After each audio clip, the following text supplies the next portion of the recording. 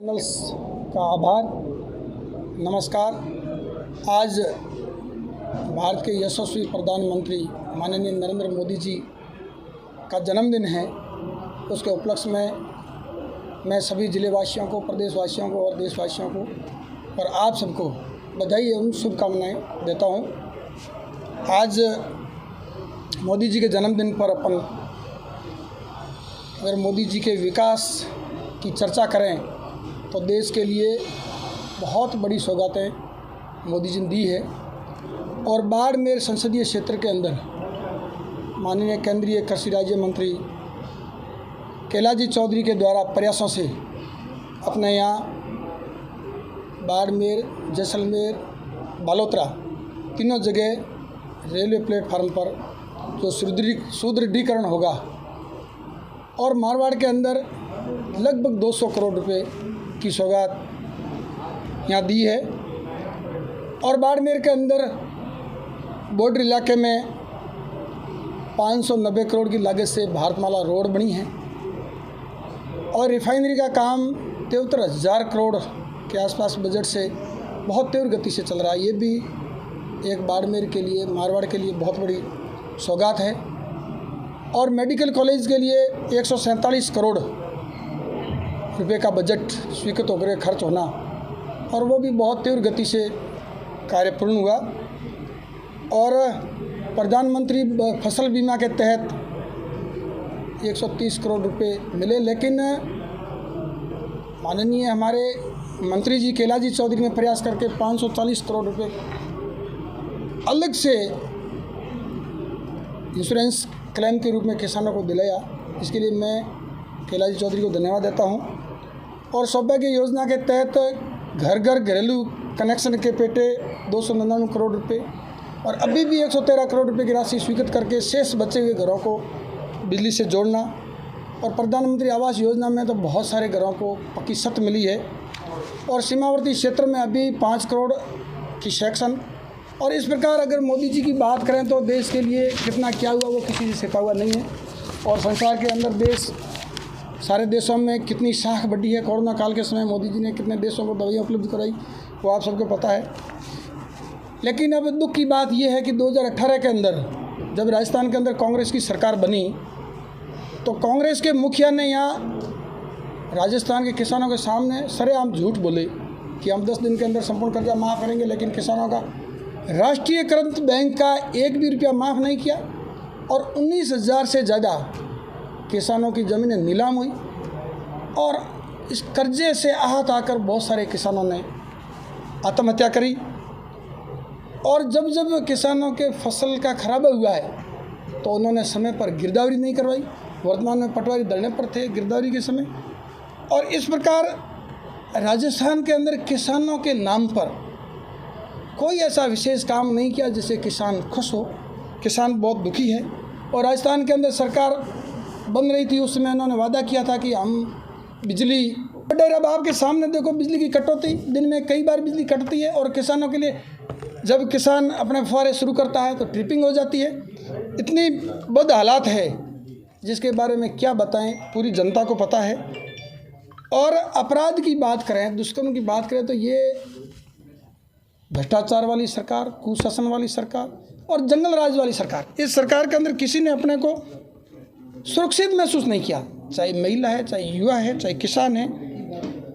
और भारत के अंदर अगर डीजल कहीं पे महंगा है तो पेट्रोल डीजल जो किसानों की मेहनती ज़रूरत रहती है उसमें भी राजस्थान के अंदर सबसे महंगा है। और सरकार बनने के बाद मुख्यमंत्री और उप मुख्यमंत्री की जो अंतर्कलह थी वो सबके सामने आई। उप मुख्यमंत्री किस प्रकार अपने विधायकों को लेकर के वहाँ दिल्ली में जाके बैठ जाते हैं, मुख्यमंत्री जी सचिवालय तक नहीं आते हैं।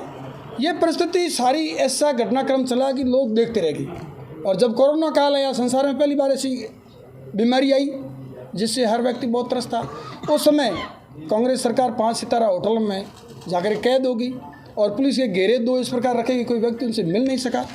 उस समय हमारे माननीय केंद्रीय मंत्री कैलाजी चौधरी यहाँ बाड़मेर, जैसलमेर के अंदर सब जगह कोरोना काल के समय घूमे, सबकी सहयोग किया। हमारी 28 CSC यहाँ बाड़मेर जिले के अंदर थी, सब पर उन्होंने उपकरण के पैसे दिए और हम भारतीय जनता पार्टी सारे कार्यकर्ता उस समय वहाँ लगे रहे।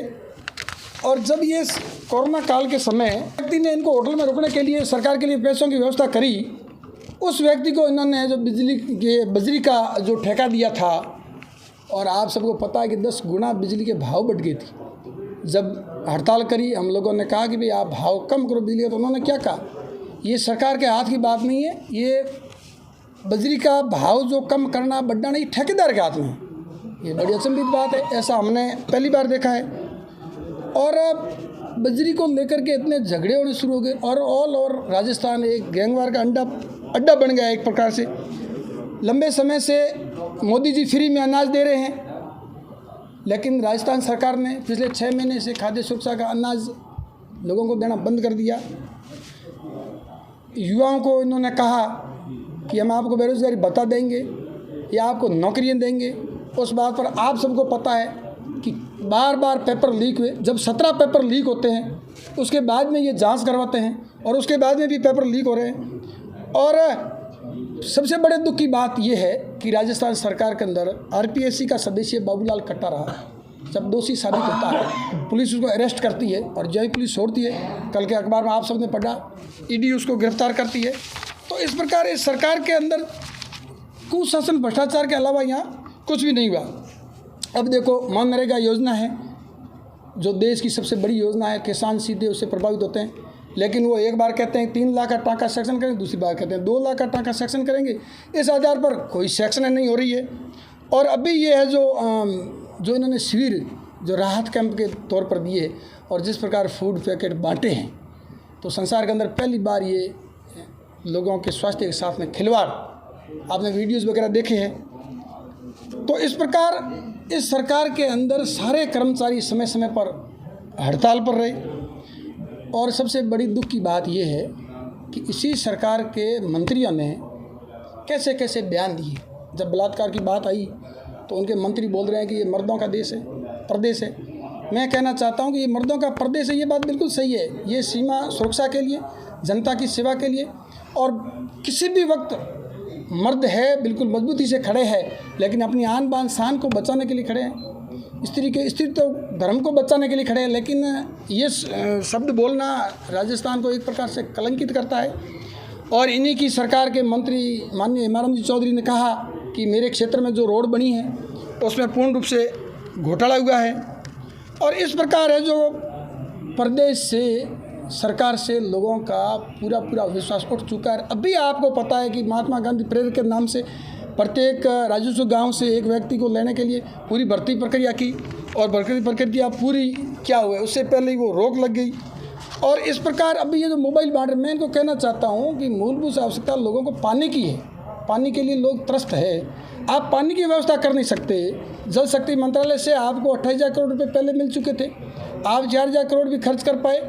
तो आपकी मंशा क्या है? आखिर आप मोबाइल बांट करके अपना प्रचार प्रसार करना चाहते हैं, लेकिन लोगों को पता है कि आपने इस शासनकाल में कुछ किया ही नहीं। इस सब बात के बाद में आज प्रेस वार्ता खास करके इसलिए करनी पड़ रही है कि हमारे बाड़मेर विधानसभा के विधायक साहब ने कुछ दिन पहले सबके सामने कहा था कि बाड़मेर के सारे अधिकारी भ्रष्ट हैं, और बाड़मेर की जो शहर की जो सप्लाई है वो 15 दिन में भी एक बार हो नहीं पाती है।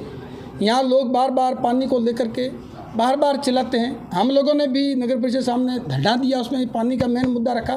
तो मेवाराम जी ने ये स्पष्ट कहा है कि यहाँ जल माफिया है, और जल माफिया से अधिकारी मिले हुए, अधिकारी भ्रष्ट है, चोर है, और उसको लेकर के मैं 15 तारीख को धरने पर बैठूंगा। तो बाड़मेर विधानसभा पूरी जनता ने भरोसा जताया कि मेवाराम जी है जो 15 तारीख को धरने पर बैठेंगे। हम लोगों ने इंतजार किया, 16 तारीख को इंतजार किया।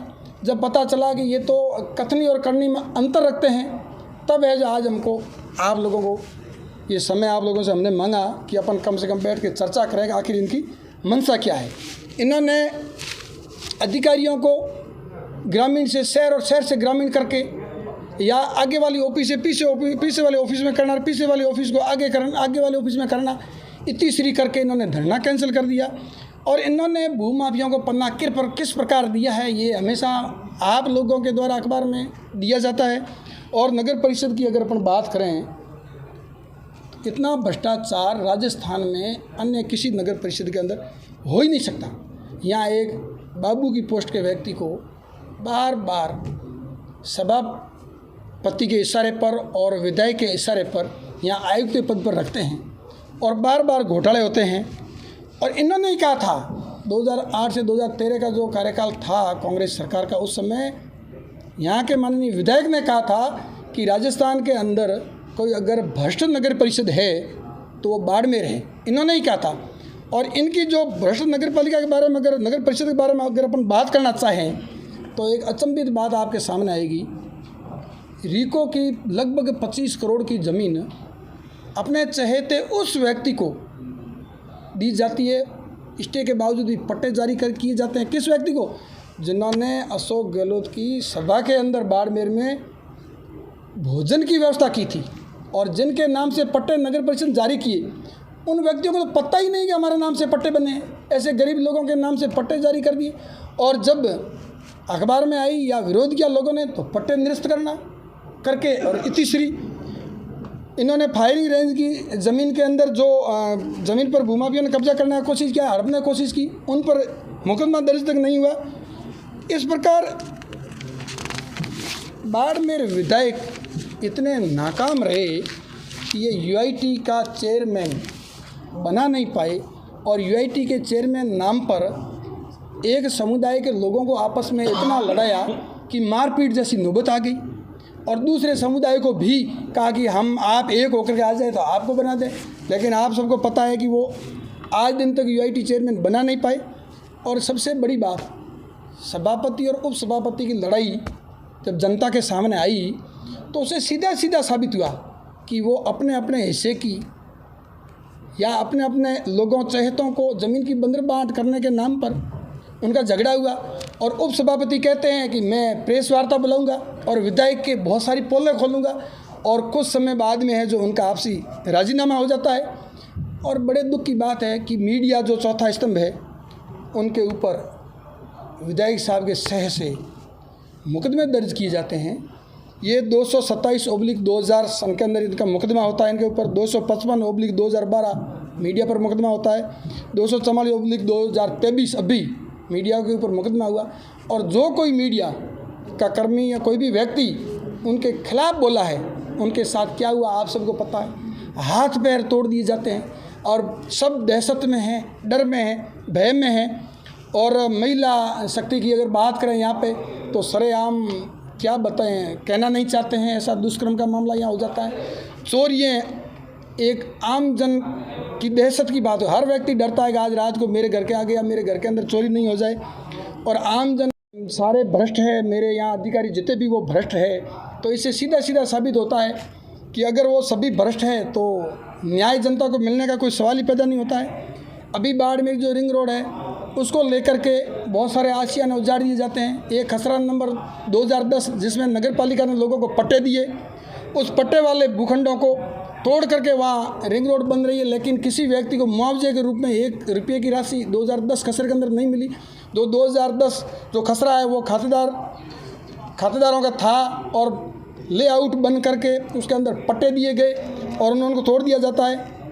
आप सबको पता है कि ये शिवकर रोड वाली जो ये रोड है, इस रोड को चौड़ा करने के बाद ने दिसंबर के अंदर लोगों के आशियाने तोड़े, रोड को पूर्ण रूप से तोड़ दी और आज दिन तक वहाँ रोड बनाने का ये नाम ही नहीं ले रहे हैं। किस प्रकार के खड्डे पड़े हुए हैं, हर दिन कोई न कोई मोटरसाइकिल वाला खड्डों के अंदर नीचे गिरता है। लेकिन ये आज दिन तक है जो उसके बारे में कोई सोच ही नहीं रहे। कोरोना काल था, उस समय के अंदर आप देखो बाड़मेर हॉस्पिटल के अंदर क्या स्थिति थी, आप सबसे छिपी हुई नहीं है। बहुत सारे लोग हैं जो इलाज नहीं था इसलिए उनकी मौतें हुई, अपने सबके सामने ही आंखें देखी बात है। हम लोगों ने यहाँ खूब प्रयास किया लेकिन मेवाराम जी यहाँ चहेते लोगों के लिए वो बेड वगैरह दिलाने के लिए ऐसी ऐसी परिस्थितियाँ खड़ी कर दी कि जो अति ज़्यादा वो था मरीज़ के जिसको बेड पर लेना चाहिए उनको बेड तक नहीं मिला। ऐसी ऐसी परिस्थितियाँ। अभी आपको पता है कि लंपी की जो बीमारी आई और अपने यहाँ नंदी गौशाला है जिनके अध्यक्ष मेवाराम जी खुद है और मेवाराम जी खुद है गौ आयोग के राजस्थान राज्य के अध्यक्ष हैं। और लंपी की बीमारी के अंदर अगर सबसे ज़्यादा मौतें राजस्थान के अंदर महिलाओं कहीं पे भी गायों की हुई है तो बाड़मेर के अंदर हुई है। और गायों की मौतों के बाद में जब सर्वे करके बताया गया था कि दूधारी गाय जो भी गायें हैं उनका जो किसानों को मुआवजा दिया जाएगा, उसके अंदर आप देखो मुश्किल से 2%। किसानों को गायों के नाम पर मुआवजा देने का जो लिस्ट बनी थी वो मात्र 2% ही थी। तो इस प्रकार अगर बताया जाए तो हमेशा यहाँ सरकारी तंत्र का विधायक महोदय ने यहाँ दुरुपयोग किया है अपने चहेतों को फ़ायदा पहुँचाने के लिए। और अब भी है जो इन्होंने कहा कि हम नगर परिषद के अंदर इन सारी कच्ची बस्तियों को हमने ले लिया है, लेकिन इन कच्ची बस्तियों के लोगों ने पट्टे के नाम पर 70 हज़ार रुपये जमा करवाई, विकास शुल्क के नाम पर 35,000 रुपये के आसपास जमा करवाए। लेकिन विकास के नाम पर आप सबको पता है, आप जाते हैं कॉलोनियों के अंदर तो एक जगह कहीं सड़क नहीं बनी, कोई नाली नहीं बनी, कोई रोड लाइट नहीं बनी। स्थिति इतनी भयानक है कि जो पैसे इसमें कम से कम 100 करोड़ के आसपास पैसे यहाँ जमा हुए हैं, उसमें से मूलभूत आवश्यकता के लिए कितने पैसे खर्च हुए वो आपसे छिपी हुई बात नहीं है। पैसों खर्च इन्होंने कहाँ किया कि हमारा जो ओवर ब्रिज बना हुआ है इसके कलर करना, रंग रोगन करना, कहते हैं कि हम सौंदर्यकरण कर रहे हैं, लेकिन मूलभूत आवश्यकता जहाँ पानी की ज़रूरत है, शहर के अंदर 15 दिन से पानी नहीं आ रहा है, सीवरेज की क्या स्थिति किसी छिपी हुई नहीं है। और शहर के अंदर आप नालों को देखो, एक राहगीर चलता हुआ व्यक्ति नाले के अंदर गिर जाता है। ऐसी स्थिति राजस्थान में सिर्फ बाड़मेर में देखने को मिलेगी आपको। इस प्रकार उन्होंने कहा कि हम ये जो सिंधी रोड है इसके नाले को हम ठीक करेंगे, इसलिए जिन जिन की दुकानें थी उन दुकानों के आगे से सारा जो था वो हटाया उन्होंने, रोज़गार लोगों का बंद किया। लेकिन जेसीबी से थोड़ा सा नाला खोद करके तीसरी कर दी। सिंधी रोड वाला नाला अगर प्रॉपर चालू कर दिया जाए तो शहर का पानी की निकासी हो सकती है, लेकिन इन्होंने कुछ भी नहीं किया। आप आंखों के सामने है किस प्रकार नाले को जेसीबी से थोड़ा खोद करके और ज्यों का त्यों छोड़ दिया। तो इस प्रकार इनका जो काम काज है वो किसी से छिपा हुआ नहीं है। अभी एक बड़े दुख की बात है कि इंजीनियरिंग कॉलेज के अंदर इन्हीं के पीए का रियल साला और रियल साले की धर्मपत्नी वहाँ मानदेय पर है, जो नियुक्ति नियम के बिल्कुल विरुद्ध है। और भी कई चहेतों को इन्होंने जो इंजीनियरिंग कॉलेज के अंदर मानदेय पर रखा हुआ है, जिनकी तनख्वाह उठ रही है। और कॉलेज का जो प्रिंसिपल है उसकी बेटी भी वहाँ से मानदेय उठा रही है, जो नियम के विरुद्ध है। तो इस प्रकार अब बारिश हुई तो सारी बस्तियाँ पानी से भर गई थी। लोगों ने चिल्ला चिल्ला कर आवाज़ निकाली कि विधायक महोदय हमारी कुछ सुध लो। तो उसके विपरीत इन्होंने क्या किया, एक एसडीएम साहब ने आदेश निकाला कि जिस भूखंड के अंदर पानी है उस भूखंड से पानी निकालना भूखंड धारक का दायित्व है। अगर वो पानी निकालने में सक्षम नहीं है, पानी भरा हुआ रहा तो हम उस भूखंड को कुर्क करके और आवंटित कर देंगे। इस प्रकार लोगों को धमकी दी गई। ये स्थितियाँ सारी देख करके मैं ये चाहता हूँ कि जनता इतनी त्रस्त है कि आप देखो ये निजी कंपनियों के अंदर क्या स्थिति है। बाड़मेर के विधायक अगर चाहते तो निजी कंपनियों के अंदर क्षेत्रीय लोगों को नौकरियां मिल सकती थी, लेकिन इन्होंने कुछ चहेतों को नौकरियां दिलाकर तीसरी कर दी।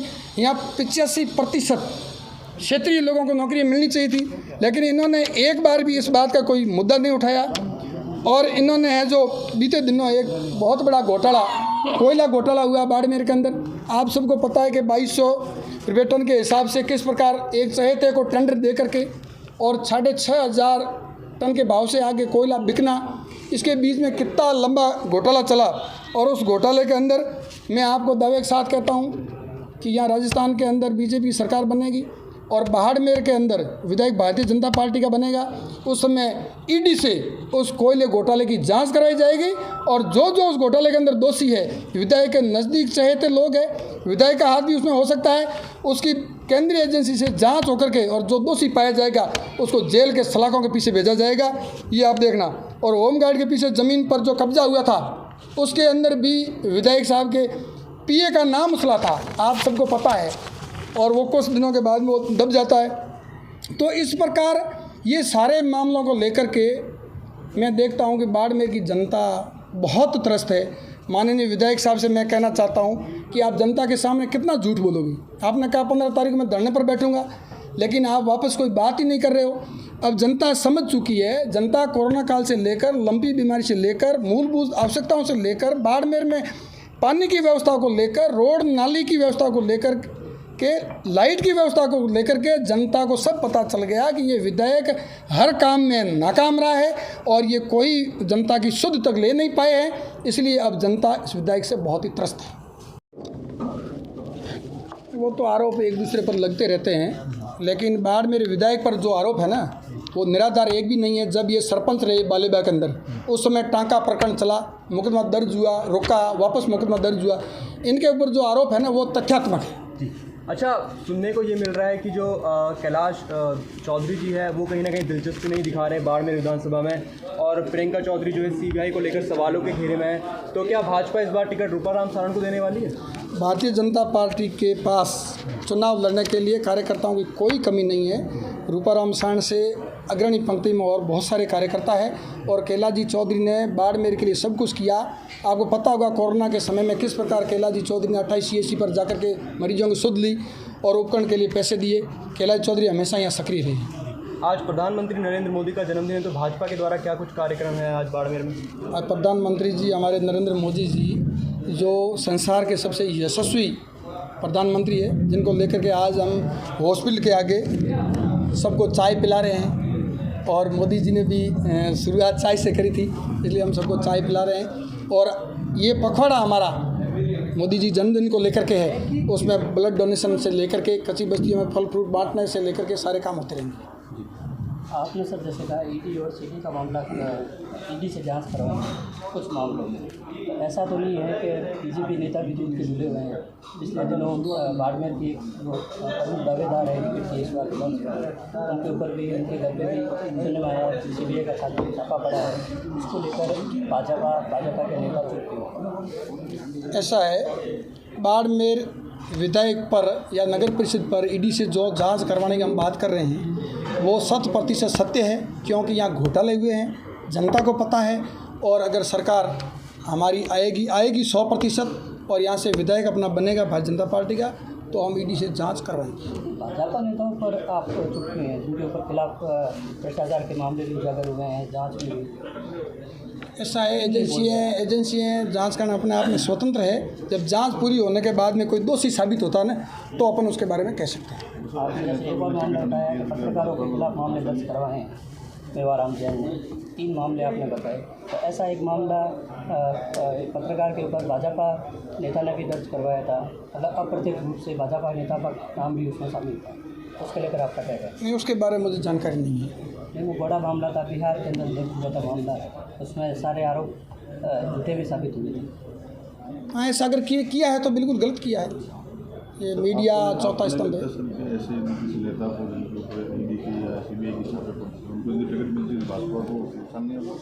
ऐसा है, भारतीय जनता पार्टी के पास चुनाव लड़ने के लिए कार्यकर्ताओं की लाइन लगी हुई है, बहुत सारे कार्यकर्ता है। पार्टी टिकट देगी तो सारी चीज़ें सोच समझ करके करेगी, लेकिन इसके बारे में मुझे पूरी जानकारी नहीं है कि CBI का क्या हुआ क्या नहीं हुआ, उसके बारे में मुझे कोई पूरी जानकारी नहीं है। भाजपा के बहुत सारे नेता कह रहे हैं कि हम ईडी से जांच कराएंगे, CBI से जांच कराएंगे, हमारी सरकार रही तो केंद्र में आपकी सरकार बैठी है, फिर आप जांच क्यों नहीं करवा?